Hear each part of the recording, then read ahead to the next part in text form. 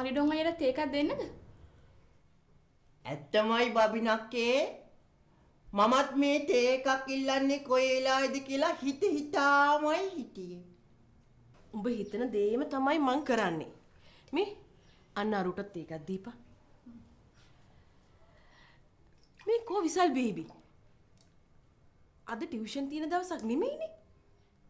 විශාල් බේබිද? පොඩ්ඩක් ඉන්න. විශාල් බේබි උදේ ලොකු මහත්තයත් එක්ක ඉස්කෝලේ ගියා. ලොකු මහත්තයා නිෂේධ බලය පාවිච්චි කළා. එතකොට ඕඩේ මං අහන්නේ විසල් බේබි කොහෙද ගියේ කියලා. විශාල් බේබිද? පොඩ්ඩක් ඉන්න.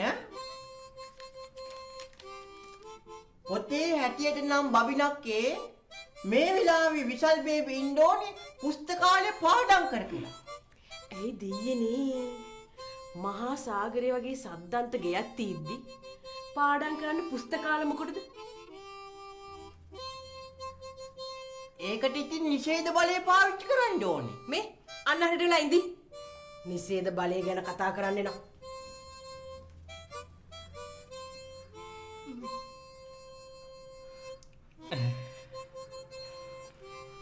එයත් නිෂේධ බලය පාවිච්චි කළා.